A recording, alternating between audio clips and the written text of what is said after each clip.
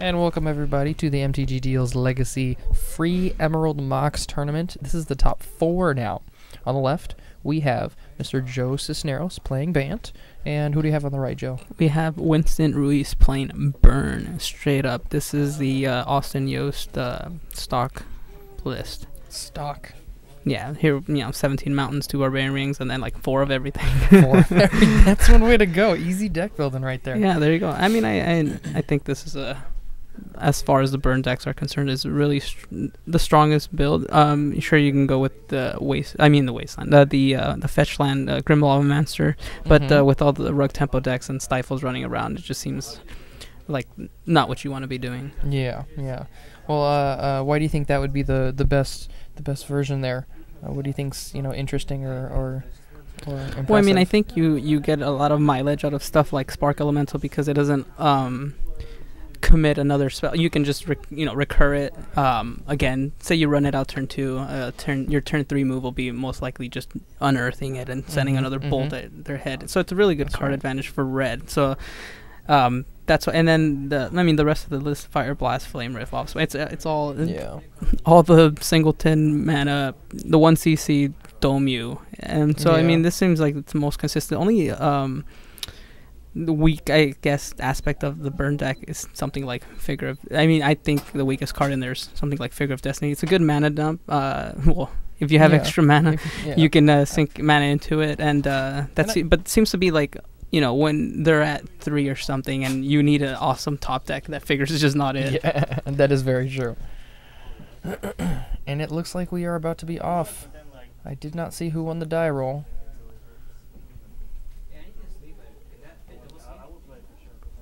Yeah, and there we go. Winston is on the right. He's going to be playing first. Let's see what he has. He has, it looks like... Ooh, man. I think that's a one-lander. And as someone who's played this deck before, they seem really tempting, but sometimes they just don't get there, and he's contemplating right now so much. You know what it looked like in his hand, though? That like he's got a lot of gas. Spells, are like 1 mana. See, if he gets... Okay, but the thing is with this, like, he can curve out if he gets that second land into a Hellspark and or Flame Rift. That would be amazing. But he knows his deck, and he knows that if he keeps this one-lander, it's just going to be, up to the draw. Oh, he still takes a peek. Oh, I looked at the next card. Did you see that desk there Joe was giving him over there on the left? Man, Joe was eyeballing him. That is some focus right there. Now, do you do that? Say you mulligan. Do you look at the top card? Do you look? That's I always look. That's an interesting point. Some people do, some people don't. I mean, if you look and you're like, oh, okay, it's the right choice. If you look and it's something that would have been amazing, it's all, you already made the decision, so it's irrelevant whether you look or not, but I usually do anyways. The next time you do that, though, you're probably going to, it's going to make you more likely to keep that bad one-lander if, you had a land on top last time. So it's one of those things where I like to look only if it's a very situational one, I see. Like for the lands, like usually I'm like, well, I wouldn't have kept it either way, whether there was a land on top or not, because I can't tell. Right. So, I don't know. Okay. I think that's kind of preference. It depends on your personality as well. If you're a person that's going to... Let's see what the 6 looks like. Ooh, it looks really stable. We got 2 mountains, a Fire Blast, Lava Spike, Rift Bolt, and is that 2 Rift Bolts? He looks like it is 2 Rift Bolts. There you go. Straight out of the box over there. Fire and lightning straight to the dome. That's how you do it. Oh, I think he's going to keep this hand, yeah. Oh, yeah, for sure. Suspending Rift Bolt. And for those of you guys out there that aren't familiar with Mono Red, Rift Bolt is a suspend card. Costs 1 to suspend. It's 1 turn you gotta wait, and then it's gonna be doing 3 damage to whatever target. It just acts as another lightning bolt, chain lightning, lava spike, etc. That's right. Interesting. Winston is... he's actually opting to hit the creature. I think he understands how fast Joe's deck can come out of here with turn 2 Knight of the Reliquary, Geist of St. Traft. Correct. He's trying to do a little tempo. Yeah. It's not always ideal with and his spells being so integral to doesn't suspend the second Rift Bolt and or play the Hellspark. Maybe he's playing it safe? Maybe expecting a Stoneforge Mystic on turn 2? Did he... Oh, okay. the basic lands over. Seems. Now, what do you think about this? Do you think it's necessary for Joe to get basic lands? No. I mean, Burn's not gonna be packing wastelands. The mountains are too important for things like Fire Blast. So I mean, excuse me. He's getting the basics to avoid the obvious price of progress. Okay. Yeah. Thank you. Yeah, I was gonna say. I feel like I'm missing something here. Right. Yeah, he's playing around the price of progress, which is gonna hurt Winston well, I mean, at the moment you don't see it, but every time he draws a price of progress from now on, it will be just dead.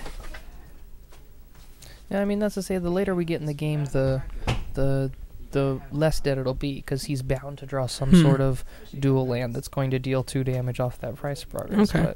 And plus, the other thing is, I just realized that Joe is not running any counterspells main deck, so he's really got to make sure. And yeah, he's the only blue cards he has main deck are Geist of Saint Draft and Brainstorm, so he's got to really make sure that he's getting basic lands, I guess, because he can't counter that price of progress.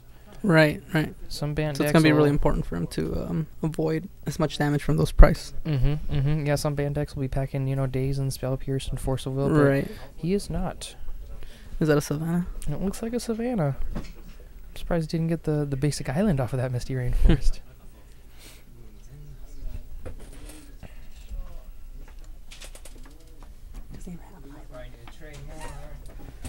Oh, and then we have just realized Joe does not have a basic island, so that would make a lot of sense there why he didn't get an island to be able to play that Knight of the Reliquary. Oof, Knight. How big is it? Is that a 4/4? 4/4? 2 fetch lands, that's it. That's going to be really, really rough for Winston. And he's only got a Lava Spike and a Fire Blast. That's not and good.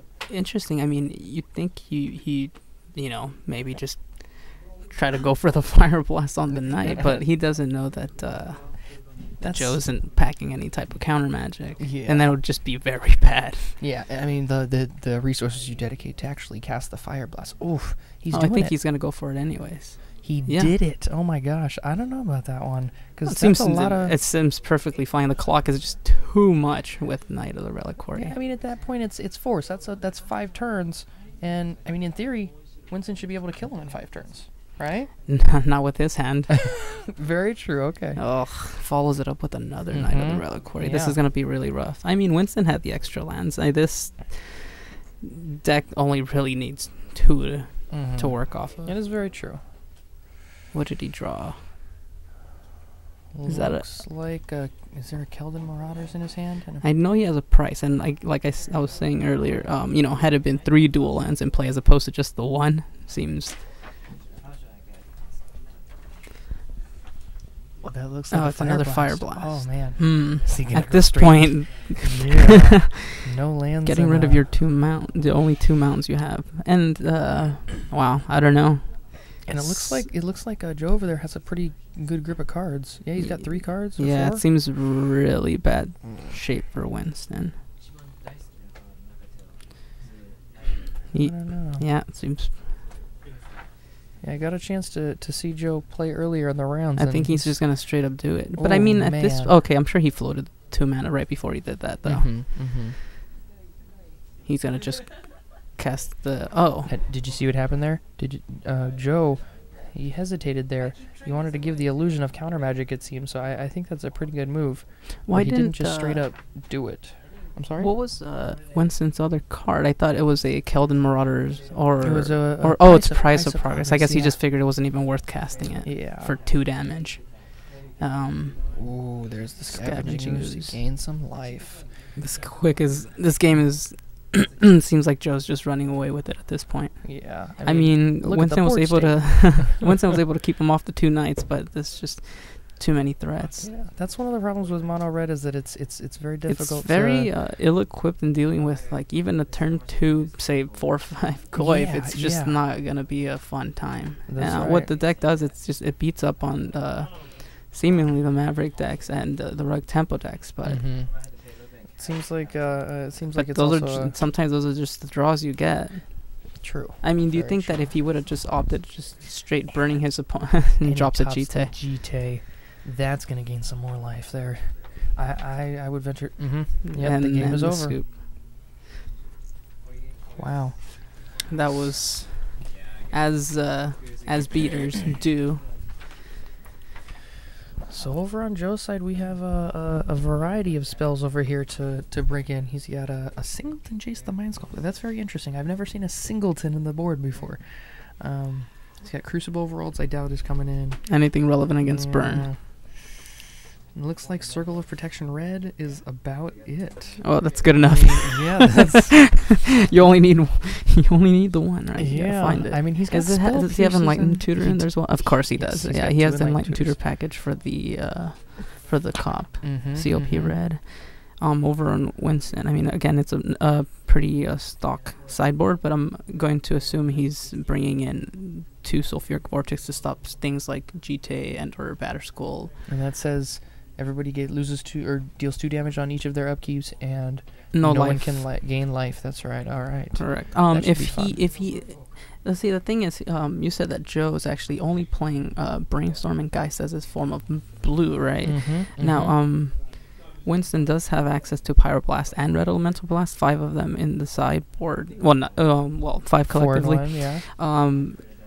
Do you think the card he'll actually bring those in? Because it seems like it'd be it seems okay against the Geist as far as countering it. But I mean, if he doesn't even if he's gonna play the reactive game, it seems like instead of just getting his opponent dead, maybe you don't want to just dilute your deck with non-burn cards. Yeah, that's a tough thing. I mean, in this case, knowledge is king, and if he's if he doesn't know what's going on over there in his deck, then in Joe's deck, I mean, then he might bring them in. It's highly possible. Because as soon as he's blue, he's gonna want to make sure that his Pyroblast and all those things are going to resolve. All right, especially since he knows Spell Pierce is probably coming in, and there's a Singleton Flusterstorm coming in from Joe's sideboard. Okay, so I mean, yeah, it wouldn't be like complete. I mean, but what combination do you think? How many Pyroblast do you think he brings in? I mean, if I were in his case and I didn't know the deck lists, then I'd probably bring in maybe 1 or 2. It doesn't seem like something we go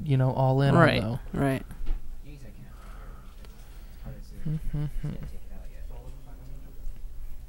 What do you think's gonna top 8 SCG Sacramento this time around? You know what? I think it's going to be burn 100%. You really think so? 8 burn decks. Oh yeah. No, 8 burn decks. So in all seriousness, no. I think that Bant is a very, very good deck right now. It's got a lot of angles of attack, and I mean, it's very difficult to deal with. What's the benefit of running things like a Bant deck, or instead of just like a straight up Maverick deck? You get access to the. Yeah, it gives you a lot of access. Like Brainstorm is humongous. I mean, if it gets to the late game and you guys are just trading threats, then Brainstorm is 3 fresh cards. Especially since at that point you probably have some lands and just random stuff that isn't going to matter at that point in the game. So I think like Caracas, it's going to be dead in a lot of matchups. It's a singleton, but if you have that in your hand, then you can just shuffle that away and you have some new cards. Right. So that, and plus the explosiveness of Geist of St. Traft can just that's a quick clock. That's Angel Geist 6 a turn. Not counting without right. Like even against combo decks that just the pressure's too much. I mean, it's a small body, you can get blocked. It does have the hexproof. I mean, in a deck, that can. Well, I mean, things like Bant, they always have things with like a Swords of Plowshare, and they can just get rid of the threats and just keep riding Geist to victory. It's as easily as that.